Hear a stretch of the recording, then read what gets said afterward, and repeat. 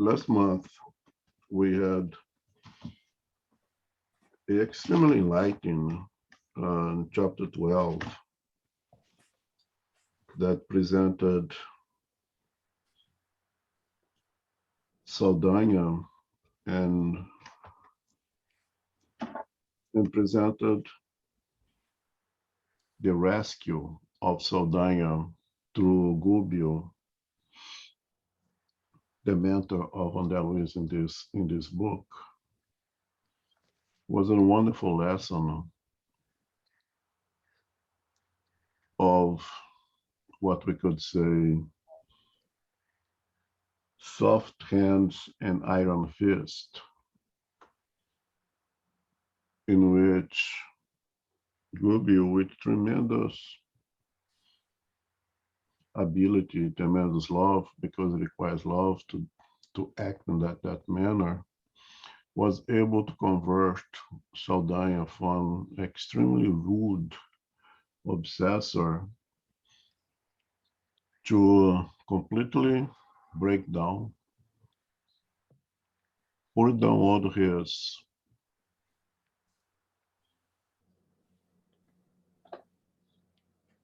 his anger, put it down all his guards, and allow the love that he has inside to be the center force of his action. And it ended with absolute marvelous prayer that I would like to have read it today, but after considering the amount of reading that I have to do here, I don't think it would be proper. But I invite everyone who have not read chapter 12 to read it, especially the Gubbio's prayer, that is very enlightening, and then what a prayer should be. Perhaps it will be longer than most of us could afford, but it's something that I think everyone should read at least once. Chapter 13, a family get together, deals with the family of one of the individuals in this book that up to now has been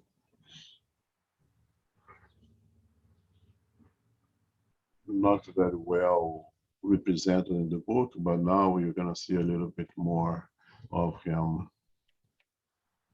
Just to recap, for those who may be joining us today for the first time, this book, Liberation, deals with a rescue mission of Gubbio, again, the mentor of Andre Luiz in this book. In all the books of Andre Luiz series, he has a mentor. Andre Luiz is in the position basically of a student in each one of these books, and he takes the charitable approach to bring us along to those lessons. So each one of the books, there is a teacher or a mentor, and Andre Luiz is there picking their brain, learning from them, and sharing to us the lessons. We can see from the first book, the second or the third, the progress that Andre Luiz makes, both morally and intellectually, throughout his series. And I think the great invitation from him is to invite us to do the same, to make good use of those lessons, and don't let it be only an intellectual exercise, but be a fully spiritual exercise in which you can implement those lessons not only intellectually in the brain, but in the heart as well. So we can internalize all those lessons as an eternal spirit And of course, the way that we implement it in the heart is by doing it, repetition, the same way that if you have a big muscle, you need to go to the gym and challenge yourself, bring bigger weights and repeat the exercise multiple times until you break down muscle fiber and connect tissue grows around it. For understand spiritually, you learn by intellectually because it's easier. Then you have to implement, practice until it becomes all normal, and then we can say that truly conquered that lesson when we're able to act on it in a natural manner.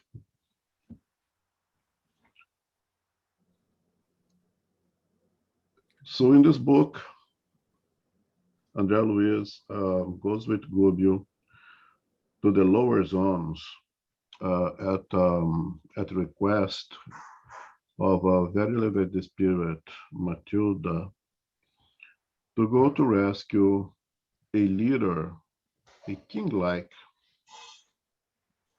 of a very rebellious faction in the abysms of the lower zone. Gregorio is supposed an ex-pope, supposedly Gregory III, I believe,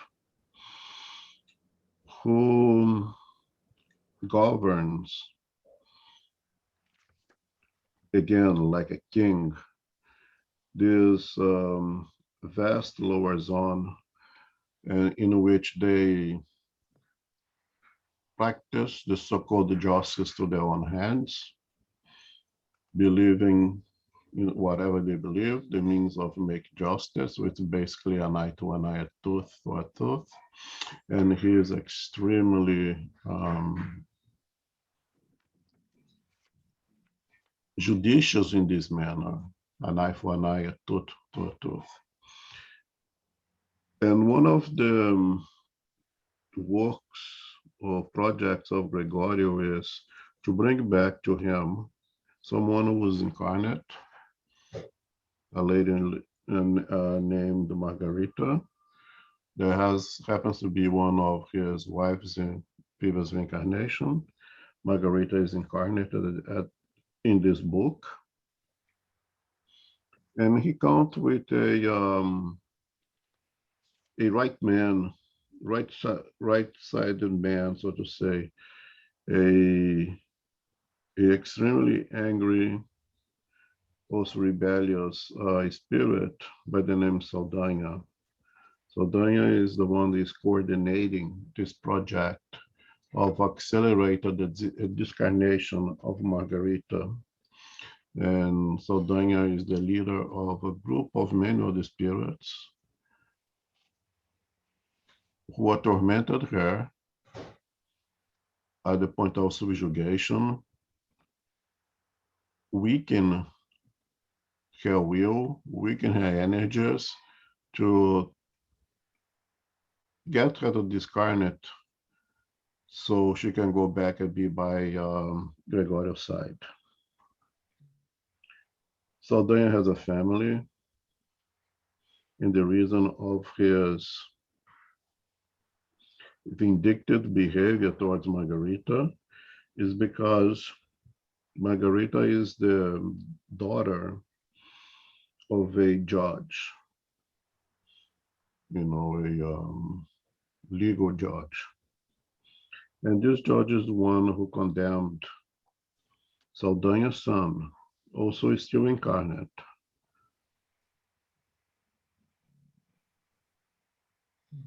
to incarceration, but wrongly.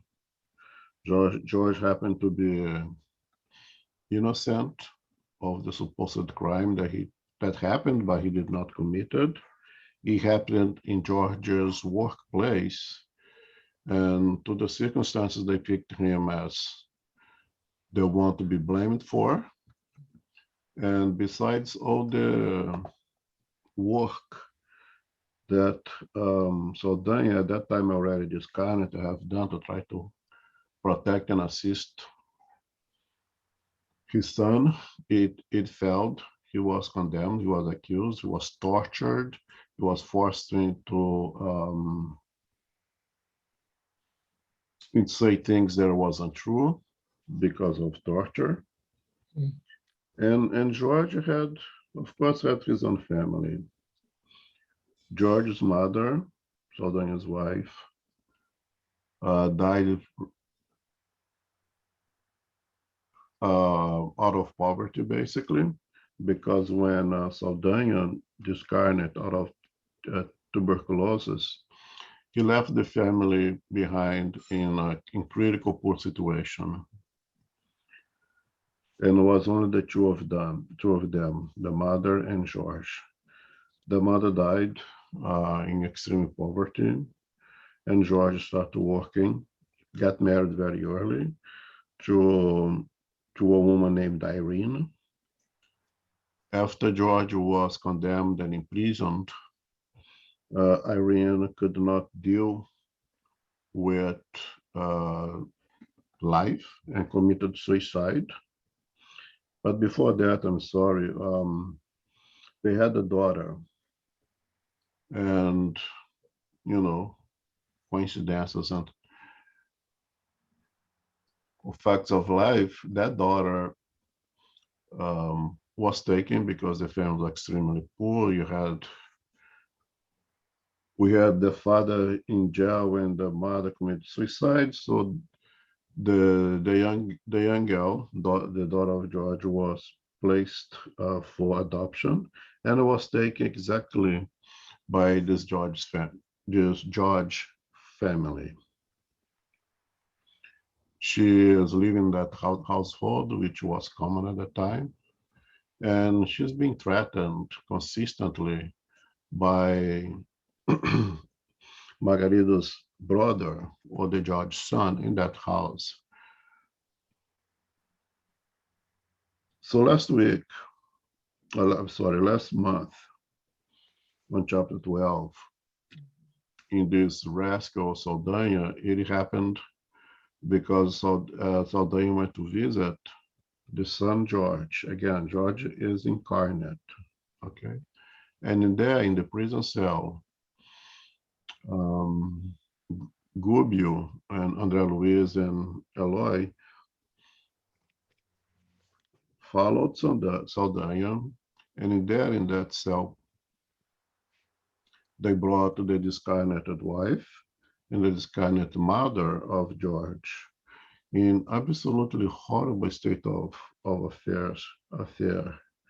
And Gubio was able to take care of them, rescue them, calm them, bring them to a place of recovery, so to say, was able to assist the son incarnate, regain some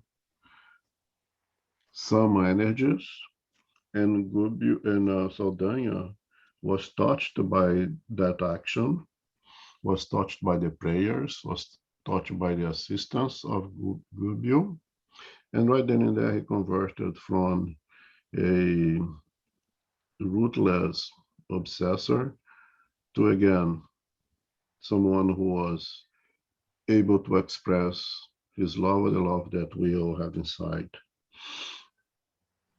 And now in this chapter, um, Gobi continue his work, and now will continue to assist this family. And that's where we start on chapter 13. Okay, chapter 13, a family get-together. When we reached the large residence where Margarita was resting, and before approaching her again, Gubbio, now assisted a very respectful Saldanin, suggested that we take the opportunity to talk with the judge to determine the situation of George's daughter, who was staying there. The judge lived with his family. Okay, what happened? Okay, sorry. Okay. The judge lived with his family in the central wing of the large building where Gabriel and Margarita had their small apartment. Until then, we had not been to that part of the house. Maybe, our instructor said, we could ask for a meeting of the parties in order to come to an agreement. Surely the judge has a place where we can get together for a few minutes. Saldanan agreed in monosyllables, like a student who feels obligated to go along with his teacher without arguing. The night is propitious, said the instructor, and dawn has just begun. We respectfully went in, but I must say that due to the large number of suffering spirits who were knocking at the doors of his soul, the judge's sleep was not as peaceful as we would have liked. Some were clamoring for help, most were demanding justice. As we were in the judge's private quarters, we saw an incarnate fellow cautiously coming down the stairs. Saldanan touched Gubio's arm lightly and said, "That's Alenka, Margarita's brother and my granddaughter's persecutor." "Let's have a look at him," said the instructor. We followed the young man, who was unable to sense our presence. After having gone down a few steps, he stopped at the door to a martyr's room and tried to force it open. We could smell his breath and realize that he had been drinking heavily. Every night, Saldanan remarked in concern, he tries to abuse the poor girl. He doesn't have any self-respect at all. Because Leah resists, he has increased his persecution with various threats. And I think that his unworthy purpose hasn't yet been successful because I'm watching out for her and I defend her with my characteristic brutality. We were struck by the obsessor's humble tone of voice. Saldanan seemed visibly transfigured. His regard for Gubbio indicated a sudden transformation. His reverent gestures displayed the understanding and tenderness. Our guide agreed without any airs of superiority. In fact, Saldanan, this young man, possesses degrading forces and needs energetic assistance that will enable him to seek mental cleanliness. Gubbio began applying magnetic passes over Alenka's eyes. A few minutes later, Alenka stumbled back to his bedroom with half-closed eyes. Saldanan suggested that some sort of harmless infirmity might encourage him to think about the duties of a moral person for a few days. Margarita's obsessor displayed undisguised happiness. We went with our guide back to the judge's private room. His body was laying on the soft mattress, but his mind was highly troubled. Gubbio urged me to touch the judge's head in order to glean his deepest thoughts. In that late night hour, the gray-haired gentleman was asking himself, what is life really all about, after all? Where is the spiritual peace I've been looking for more than a half century, but have never found? Why am I still holding on to the same dreams and needs I had when I was 15, when I'm now over 60? He had grown up, received an education, and gotten married, but all his struggles had not changed him one bit. He had become a priest of the law, and he had donned the robe hundreds of times to judge complicated cases. He had handed down countless sentences, and by his own designs, he had held the fate of many homes and even whole groups of people in his hands. Due to the position he had enjoyed in the decorated ship of the courtroom, he had received praises of rich and the poor, the great and the small, on his journey across the choppy sea of earthly experience. He had responded to thousands of cases involving social harmony, but in his inner life, a scorching desert filled his entire soul. He longed to be fraternal towards others, but his wealth and his eminency in public life were obstacles that were too big for him to read the truth on their faces. He had an unspeakable hunger for God. Even so, dogmas and squabbles of the sectarian religions kept his spirit from accord with faith. On the other hand, negativist, impenitent science had scorched his soul. Could all life actually be summed up as a simple mechanical phenomenon of nature? From the point of view, all human life would be about as important as a soap bubble at the mercy of the wind. He felt torn apart, oppressed, exhausted. He who had enlightened so many regarding the highest standards of personal conduct How could he enlighten himself at this time in his life? Confronted with the first symptoms of his aging body, he was reacting bitterly against the waning of his organic energies. Why the wrinkles on his face, the grain of his hair, the weakness of his vision, the lessening of his strength, if youthfulness still vibrated in his renewal anxious mind? Was death just a night without a dawn? What mysterious power was leading people's lives towards unexpected and secret objectives? I removed my hand and saw that the judge had tears in his eyes. Gubbio approached and put his hands on the judge's forehead. He said that he was going to prepare him for our upcoming conversation, that he would help him with his past memories involving George. After a few Okay, moments, thanks. okay. So what do we see up to now? They get into this George's home,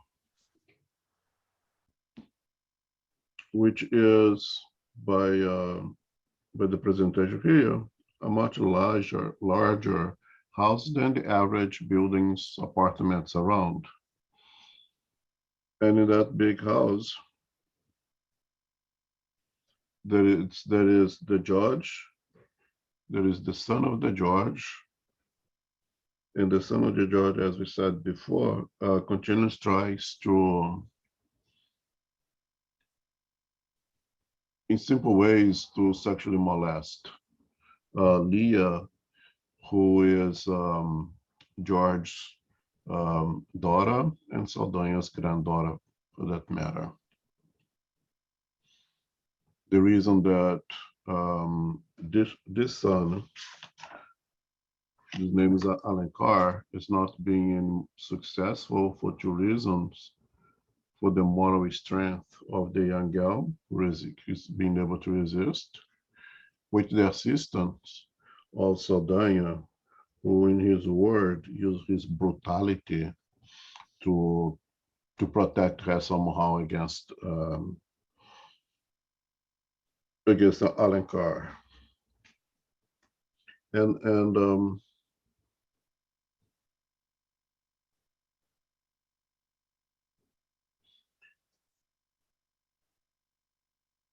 And Gruber has no objection to in, the brutality, so to say, of Saldanha.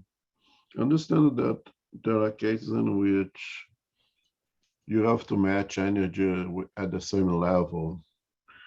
That if you have to control a wild beast at a times, you have to match up the energy of that beast in order to protect others.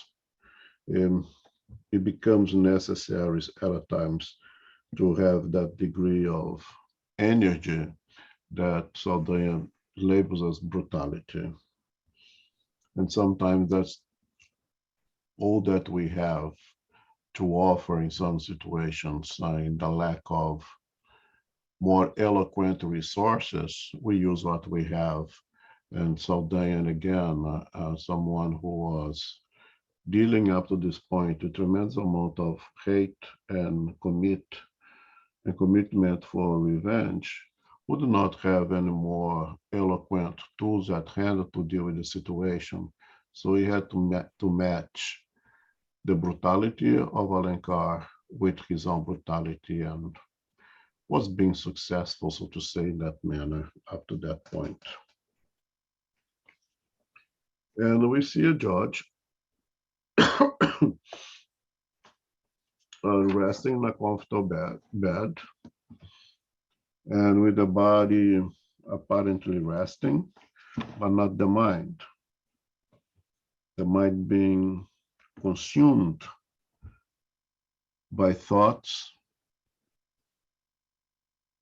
the spirit constantly being awakened by the alarm of our conscience that keeps alarming every time that we are in conflict with the divine laws. And that's the lack of peace and conscience that we have often, is when our sentiments, that produces the thoughts, that produces the actions, goes against the divine laws imprinted in our conscience.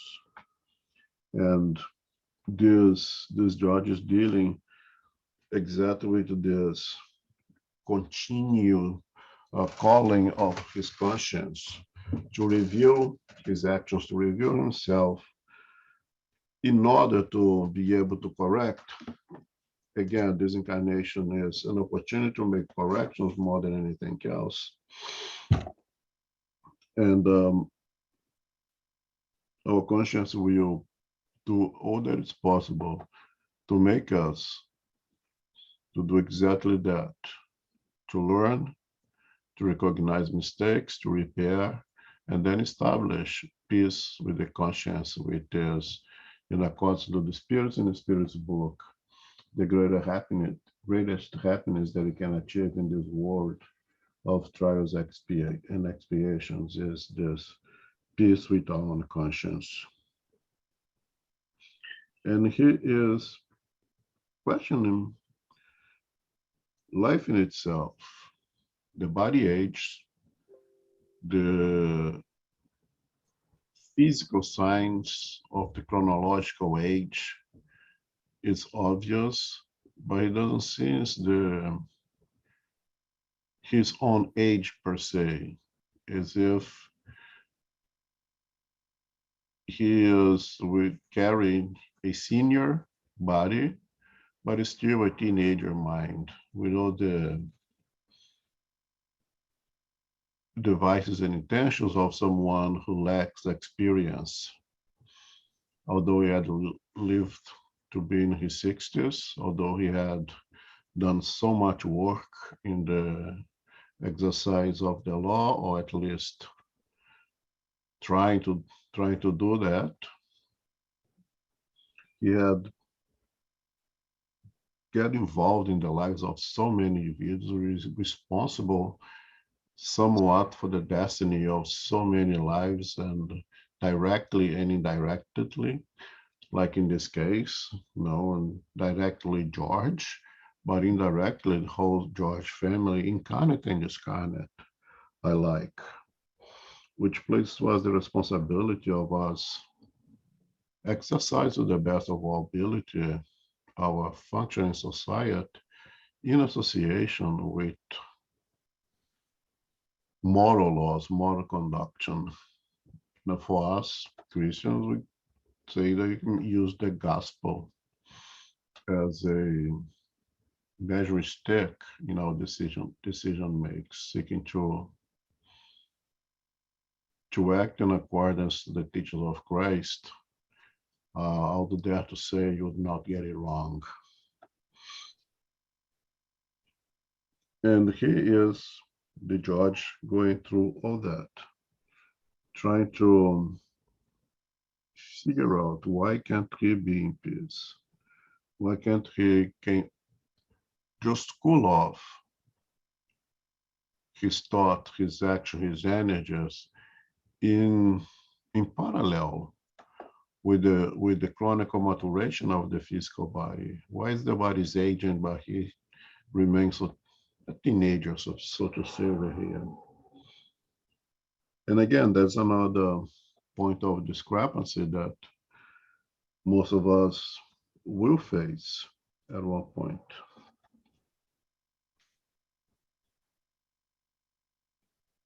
And then Gubbio approached him and sees that it's a good time to reunite their George's family and see if they can accomplish something positive. And he will invite Andre Luiz to go and bring George in spirit, of course, to that room for this meeting. Any comments? Questions?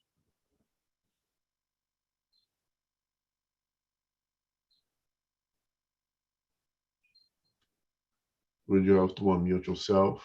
I'm not going to unmute anyone from here, okay? Okay. If not, you can continue. Okay.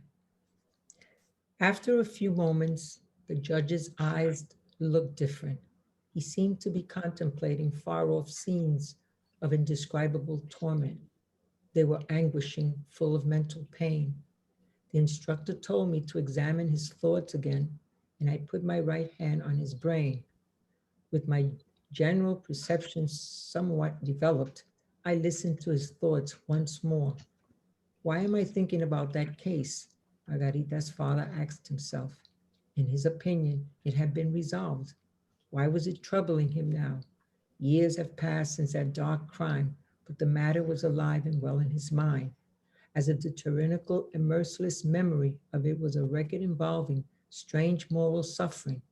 What motives were leading him to remember this case so strongly? In his mind, he saw George forgotten in the abyss of his subconscious and remembered his vehement declaration of innocence. He could not explain why he had brought his daughter back to live there. He futilely looked for the secret cause that was making him dwell on the matter on that night of inexplicable insomnia. He remembered George had lost the assistance of his best friends and that his wife had committed suicide in utter despair. But why was he recalling such an unimportant case? He, the judge, called on to decide countless cases, had decided enigmas that were much more intricate and important. Thus, he could not explain his memories of that ordinary criminal case involving that plain defendant. Gubbio asked Elio and me to bring George, now outside his physical body, to the judge's room while he prepared the judge for a partial detachment from his body by means of sleep. My companion and I went to the jail cell of the deeply prostrate, obsessed man who was now outside his body. I Thanks. administered, okay. Okay. So there's a few interesting things over here. Groovy approached the man, put his hand on the man's head, the forehead, the judge's forehead, and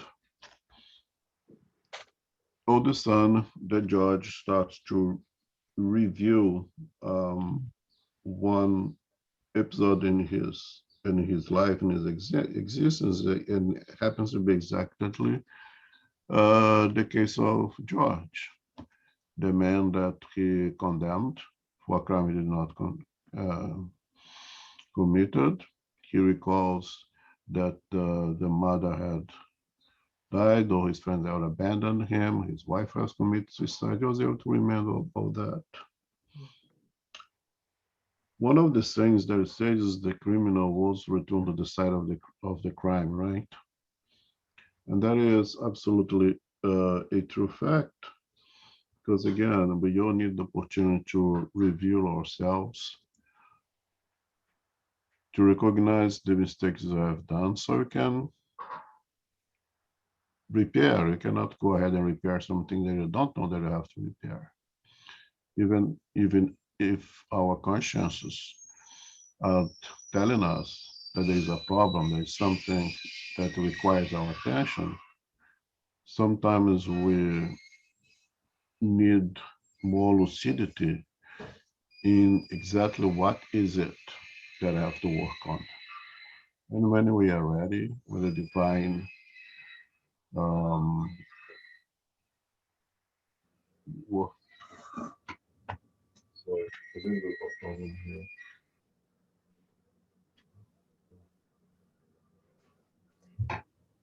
When we are ready to deal with those issues, we will be led to act.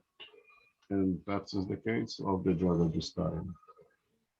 Um, we know that Luis have presented to us in previous books that higher spirits are able to help us to return to a specific period in our time, in our existence. It's almost as a case of reviewing our past, and very often as if you are watching ourselves in a plasma screen, so to say. Is a technique that spirits use very commonly. Is a technique that we use in mediumship meetings, in works of rescue, that we are able to, not us, again, please, not us, the incarnated ones, but the spirits, workers in those houses, are able to present in a screen, so to say, specific parts of the life of that spirit that we are trying to help, that are trying to rescue. They are able to see themselves committing something. They're able to see themselves when the time they were happy and having a loving existence, whatever's necessary in order to help that spirit.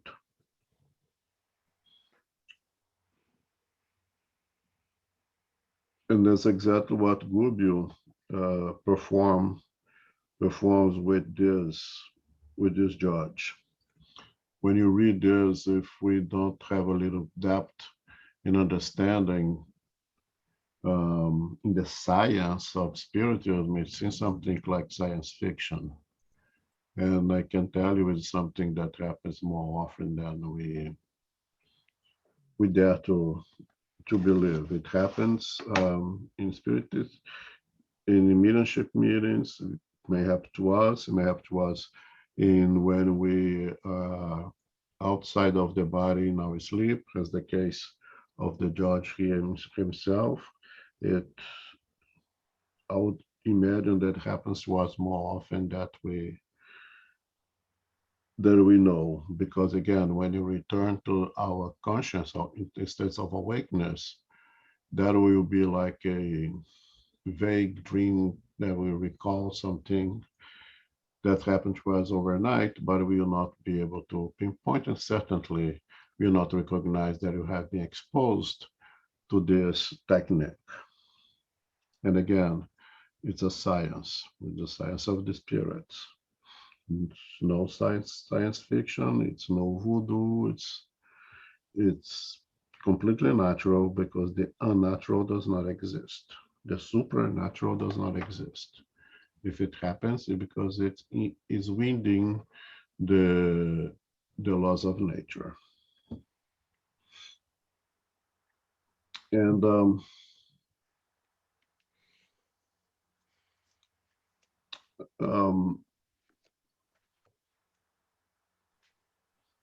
it's interesting that Gubbio asked Andre Luiz to read, so to say, the mind of the judge. And Andre Luiz put his hand in his brain. I was looking for my Portuguese version. I do have, I could not find. And again, I was asked to do this in a kind of immediate manner, but I do have my, and I have to make sure that it does say in his brain, not in his head, because that'll be two different things. I'll come back to it when I want to find my Portuguese version. Because if it's in the head, it's easy to understand. If it's in the brain, then again, it's a more complex things to understand. Of course, one would be not a stopping for this current spirit who can crosses everything. It could definitely cross the skull and put their hands right on the brain of that judge. But then he says, with my general perception somewhat developed, I listened to his thought once more. We say, the Spirit says in the Spirit's book very clearly that we don't have, or we don't need, specific sensorial organs in the perispirit, that the perispirit senses as a whole. And here's another confirmation of that statement, we say with my general perception what developed. I listened. And he listened how? Put his hand on the brain, which again, another evidence that the perispirit does not require one specific sensorial organ. It senses as a whole. And that's exactly what Andre Luiz did in this case. And by doing that, Andre Luiz was able to, again, listen to the thoughts once again. And here he's clearly questioning, why am I thinking about this case right now? Why is this thought of George, that case that I've done in the past, relatively speaking, an insignificant case in relationship with much bigger and relevant cases that I've done in the past? Why is this one who comes to dominate my thoughts at this moment? And we know, of course, that's because Rubio had retrieved that moment of the judge for the betterment, not only of the judge himself, but everyone involved in this case. One of the things that we study in the work of obsession, or better yet, in the work of disobsession, or the treatment of obsession, is that it's futile to address one party. You need to approach, you need to assist both parts, because an obsession is a relationship, and in order to treat a relationship, you have to imagine being three things: two individuals and the relationship itself. In order to ameliorate or resolve that relationship, both sides needs to be treated. So when you deal with obsession, in the work of disobsession, we try to assist, to help, not only the obsessing part, but the obsessed part as well. Because again, no one is guilty, everybody responsible. And there is no victims. Again, everybody is responsible. And with this in mind is exactly why Gubbio, now addressing the judge, asked Andre Luiz and Eloy to go and bring George. Now, of course, George will come as a spirit in a state of sleepness, leaving his physical body behind. Well, next question.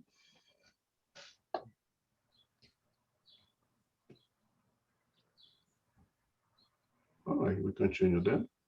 Okay. I administered repertorial fluids to his perispirit, and we took him to the judge's home.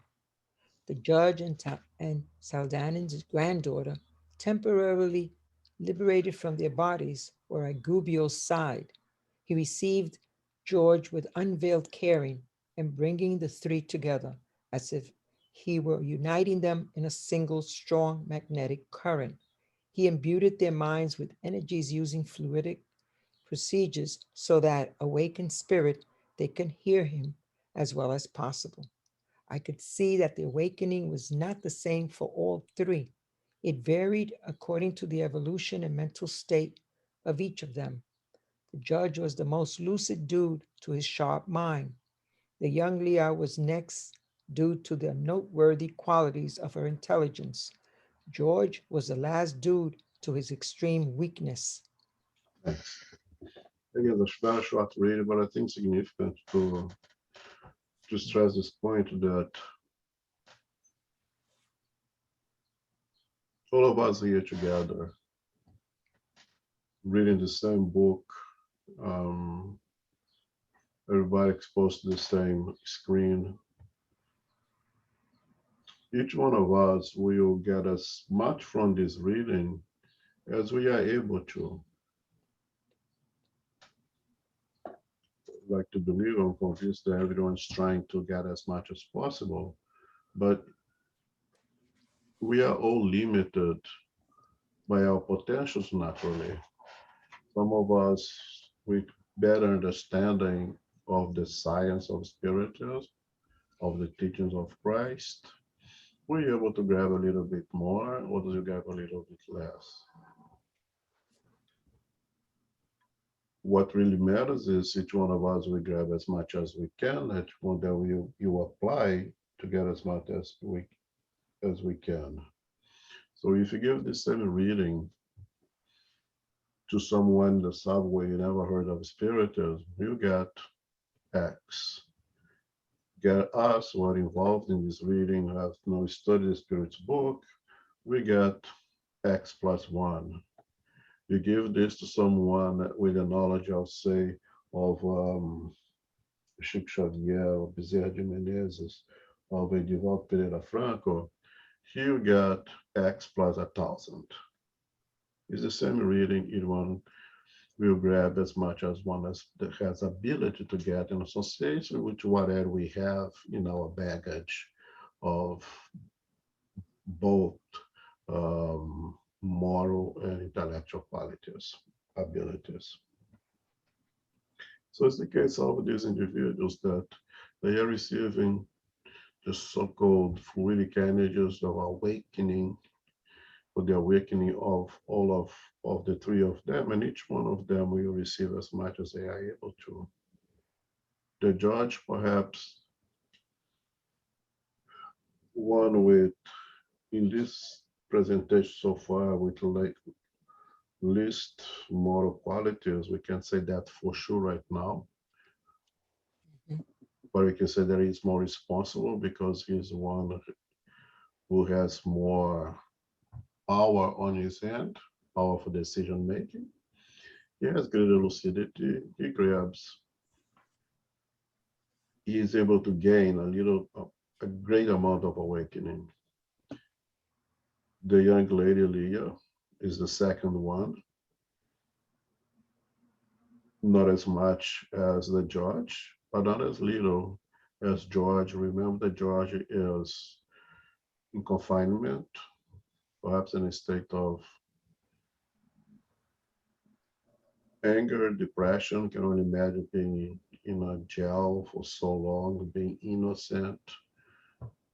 It's easy for us to say that he should forgive and be nice and be positive and combat the depressions of it at all costs. It's easy for us to say, put ourselves in situation, how would we be doing, right?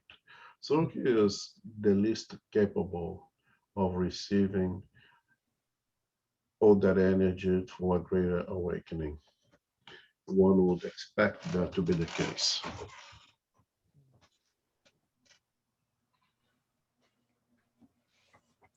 Okay. When the authoritative exponent of justice found himself in front of the former defendant and his daughter, he asked hesitantly, taken with insufferable shock, "Where are we? Where are we?" None of us dared answer. Gubbio was praying silently, however, when a lovely light radiated from his chest area and head, giving us to understand that sentiment and reason were united in him in celestial clarity. He said to the startled judge, while affably patting him on the shoulder, "A home in the world is not only a shelter for bodies that will change over time, it is also a nest for souls where spirits can communicate with other spirits when sleep seals the physical lips that are so capable of lying." Okay, right.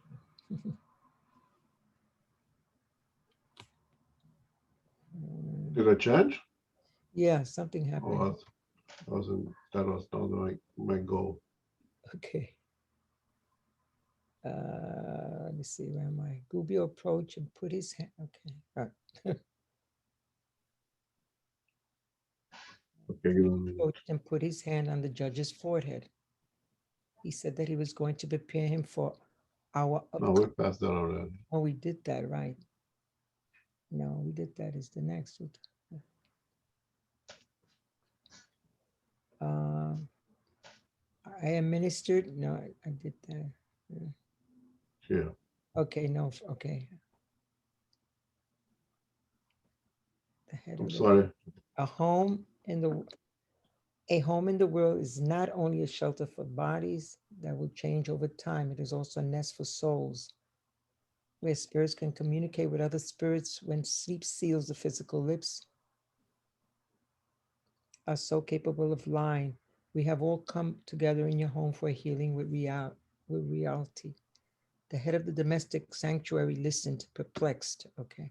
The incarnate individual, Gubbio continued, is an immortal soul inhabiting a perishable body, a soul that travels thousands of pathways in order to become one with divine truth, like the pebble that takes centuries to roll down from the top of the mountain to settle in the depths of the sea. Through love and suffering, we are all actors in the sublime drama of universal evolution. Our interference in the destinies of others is unjust if our feet tread pathways of righteousness. However, if we stray from them, it is right for us to appeal to love so that suffering may diminish. The Thanks. magistrate was able to connect these concepts to George's present and asked, "So, are you making an appeal on behalf of this defendant?" "That's right," responded our instructor without flinching. "Don't you think that this victim of unconfessable judicial injustice has already drained the cup of suffering?" But Okay, his thanks. okay.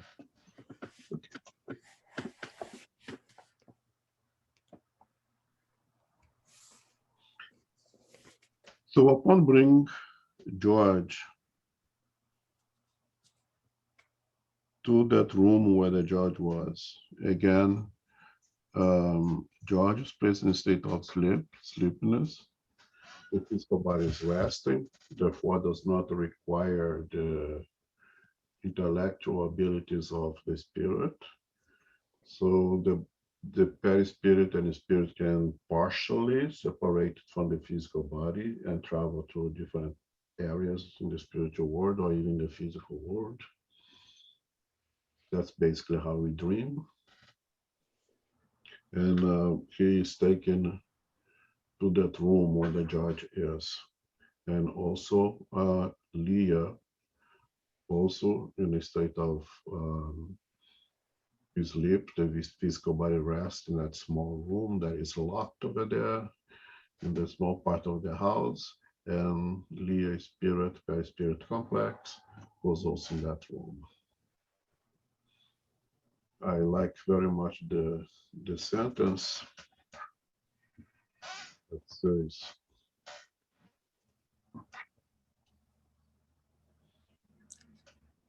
that once we are outside of the body, we cannot lie, become transparent.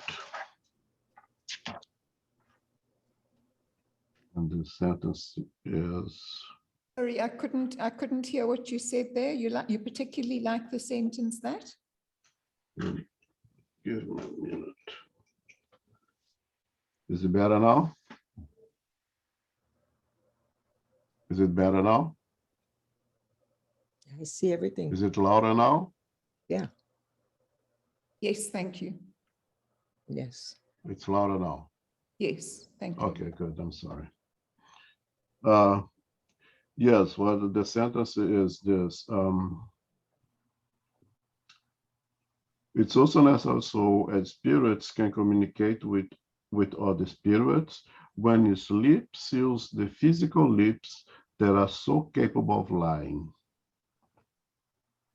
which means that we, spirit, without the physical body, we are somewhat transparent. It becomes a lot more difficult to us to hide our true selves, to lie, as we can do when we are in complete association with physicality, in complete association with the physical body.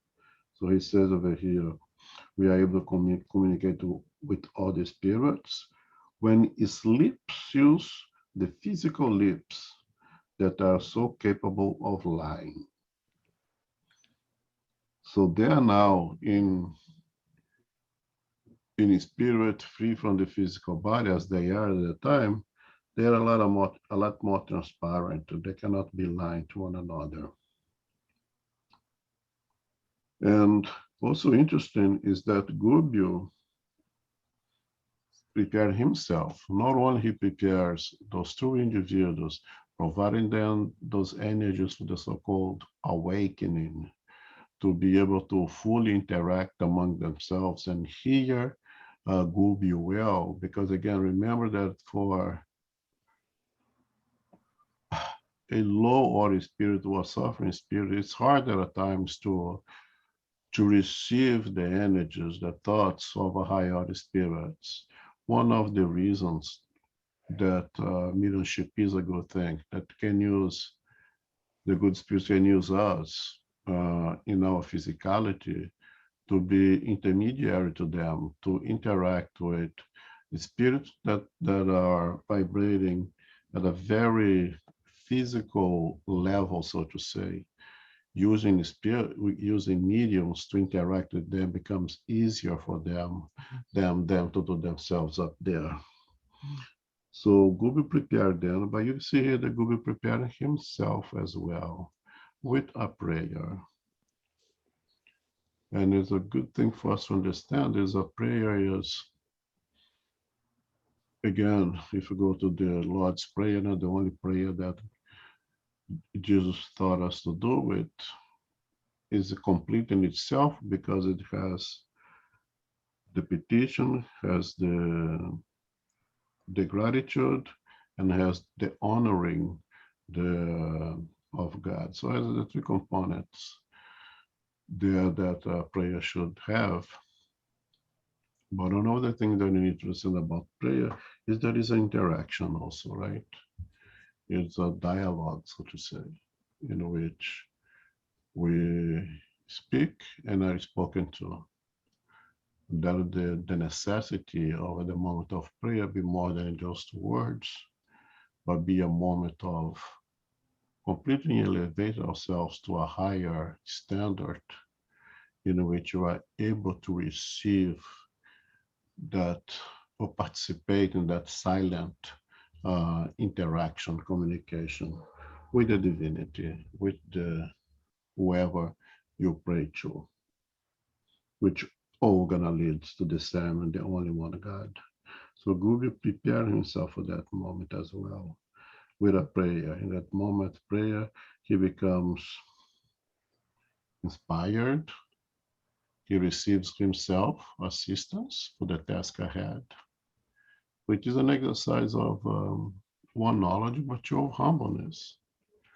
Is one who's saying, I know what I know. I know I have some potentials. I know that I not to be able to do anything without the assistance, without the permission of those at a higher standard than what I am, those who are able to help me, who are able to guide me to perform this, whatever things that we want to perform. Suggesting that all of us should do the same thing before we engage in any task, a prayer, but a real prayer is always a good tool for us to use to better perform the task, and in a sense, almost less to protect us against ourselves, protect us against our prejudices, protect us against our pride, so we can exercise whatever task we are about to perform in conjunction with Jesus to the best of our abilities. Again.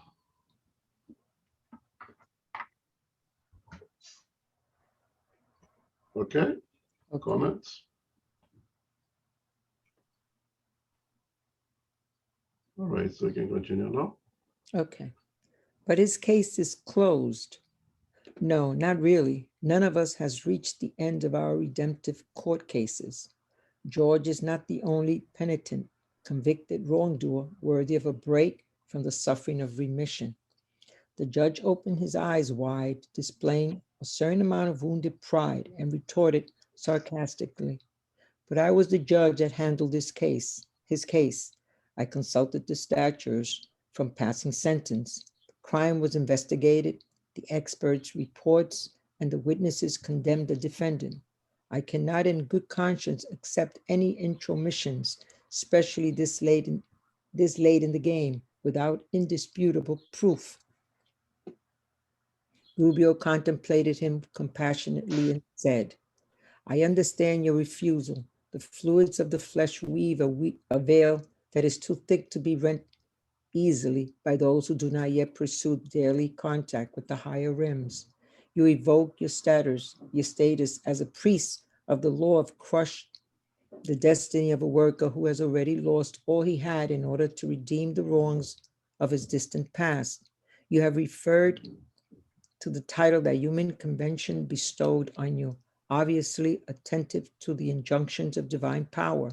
However, you do not seem to be in conformance with the sublime fundamentals of your lofty mission in the world, because persons who have accepted stewardship in the area of material or spiritual assets while in the world never flaunt their lofty positions if they are aware of their responsibility. They grasp the fact that faithful administration is a pathway of spiritual growth, even if it's through extreme moral suffering, to distribute both love and justice on today's earth, on which most people despise such gifts, is to be surrounded by suffering. Do you really believe that people live without being held accountable, even those that believe themselves to be capable of judging their neighbor? Do you really think you have been right regarding all the mysteries along the road? Have you acted impartially in all your decisions? No, you haven't. The righteous judge was crucified on a cross because of his devotion to utmost rectitude. All of us on the multi-century road of edifying knowledge too often place desire above duty and caprice above the redemptive principles we are bound to. On how many occasions have you bent the law to the counterfeit, destructive politics of persons eager for transitory power? In how many cases have you allowed your sentiments to be sold by personal prejudice? Thanks. Okay. So another George, more lucid in a sleep state, but in the spiritual world, he is fully engaged in the moment in that room. He asks Goodbye, well, are you going to intercede in this case? Or that's already resolved? How can you ask me that? I have act in accordance to my duties as a judge. I listen to everything that I have to listen. I reviewed all the similar cases.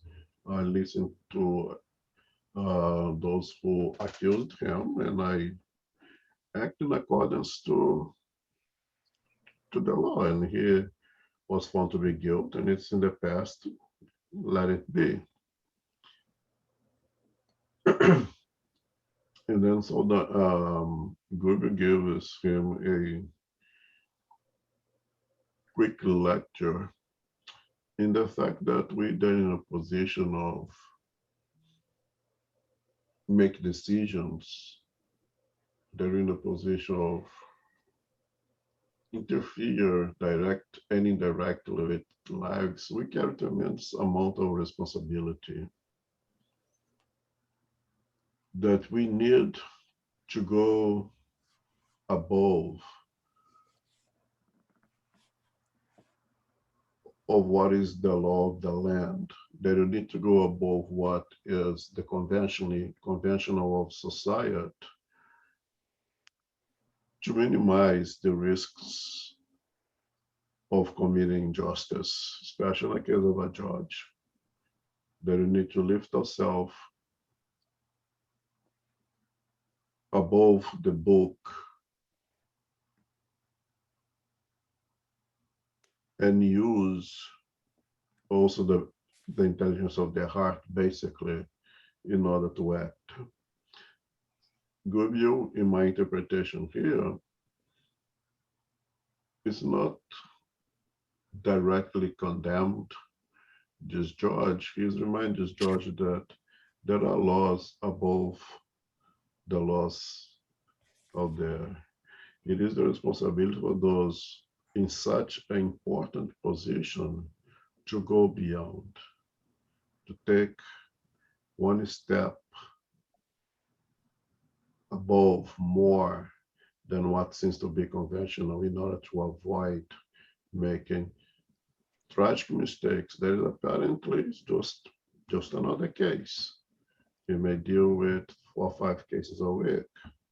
Is routinely make those decisions, but behind those decisions, many lives are affected.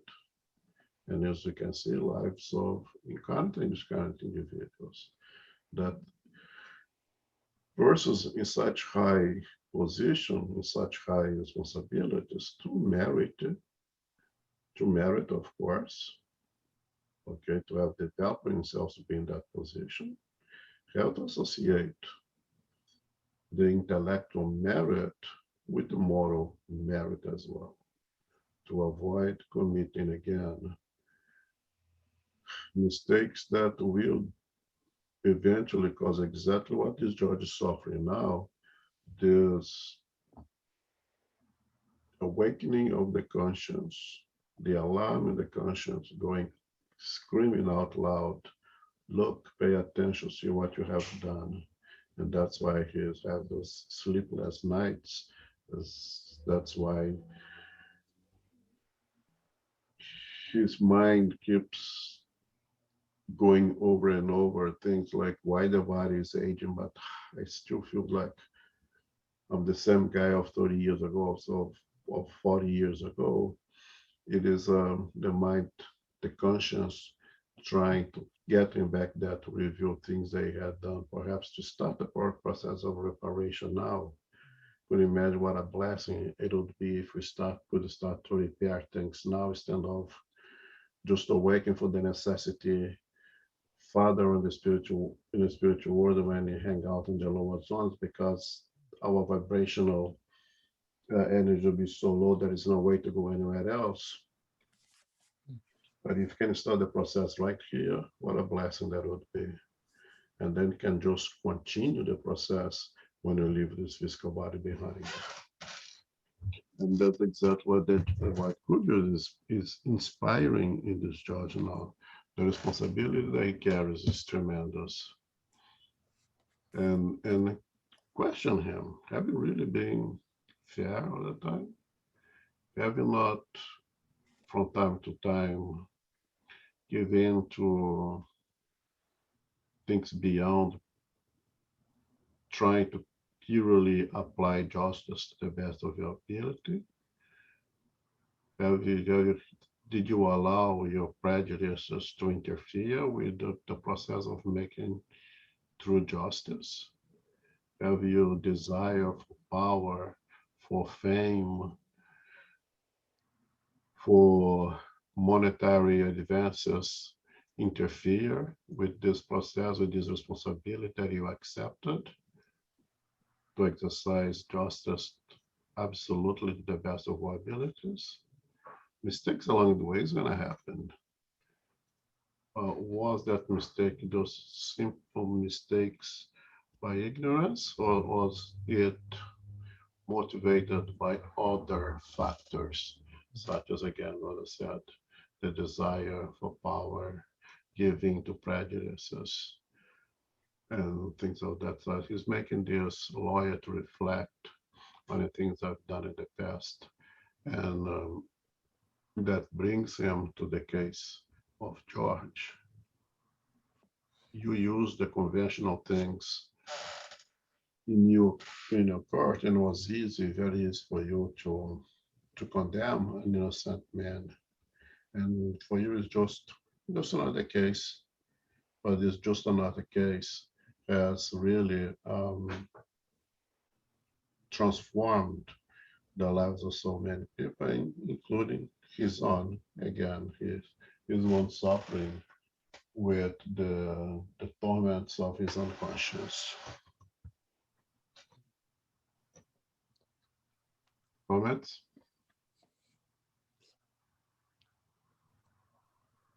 Read just a little, boys, 12:23, one small reading and we close. Okay. Okay. The judge, who Saldanan regarded as a mortal enemy, was terribly confused. A corpse-like paleness covered his face, on which thick tears began to run.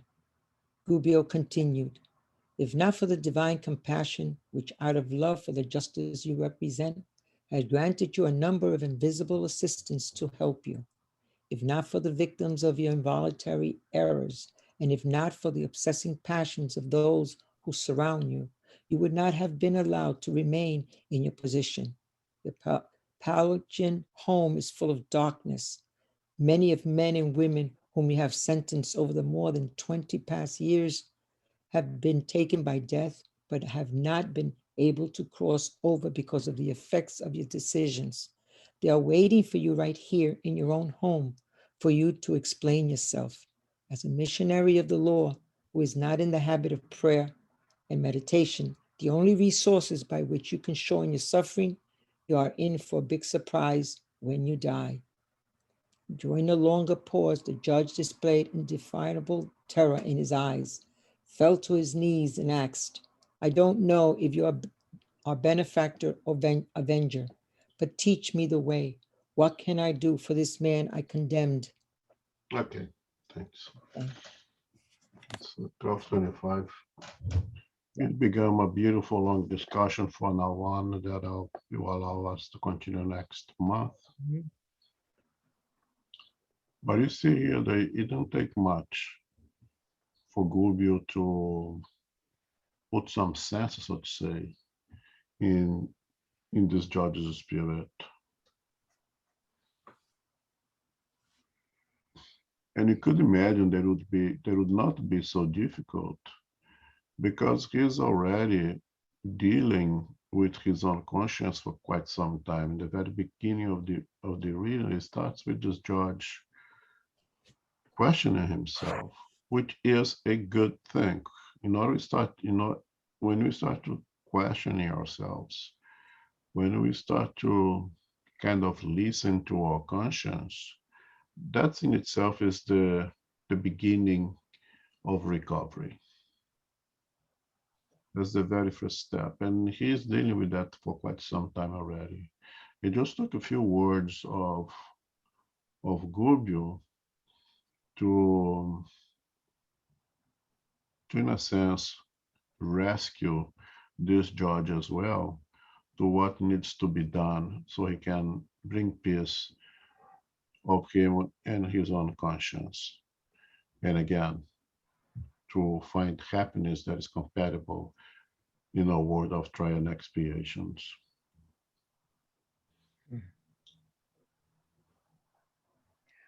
And it's telling us here that there is a mechanism.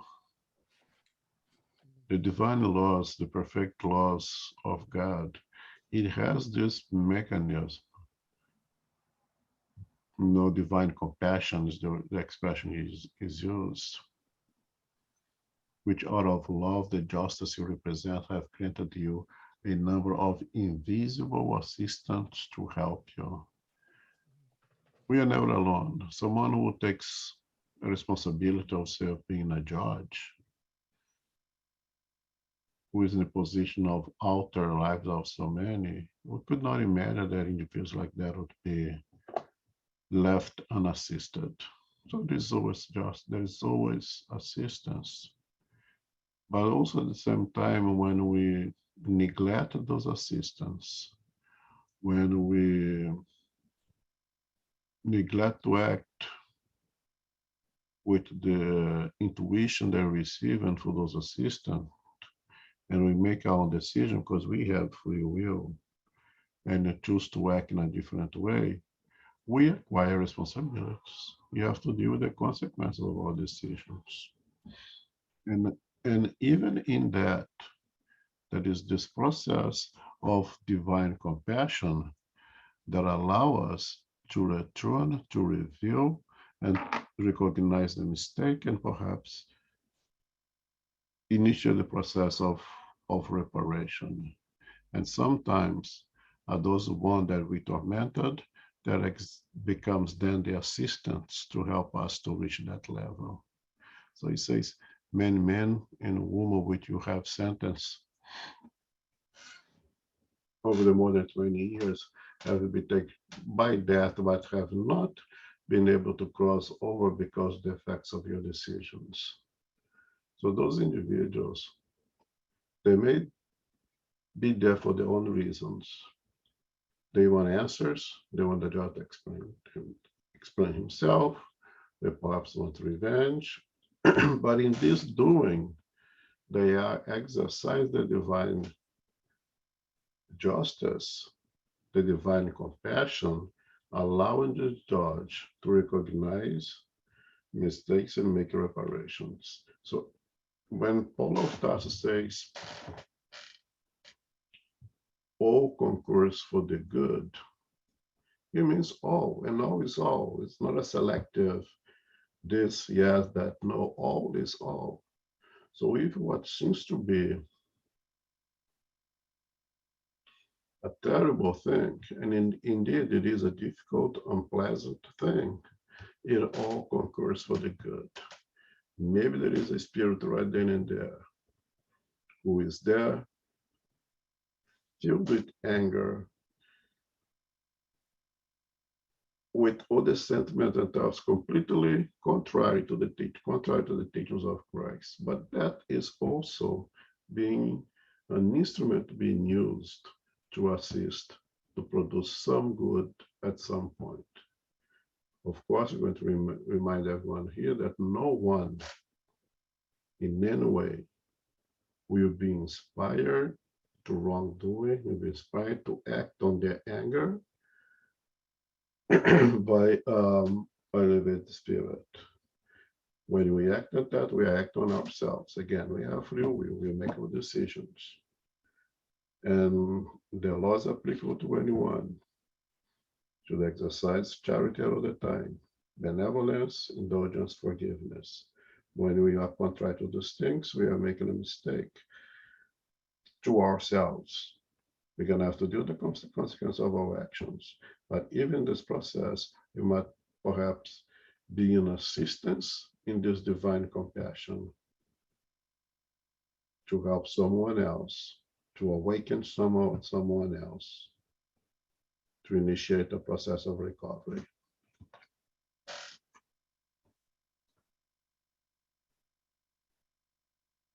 Good. Last call for questions, comment.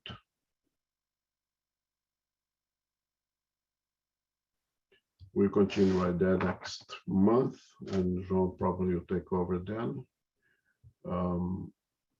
I apologize at the beginning with my sharing over here. Oh, what's that? So, Liza, can you make a final prayer? Yes, of course, Elmo.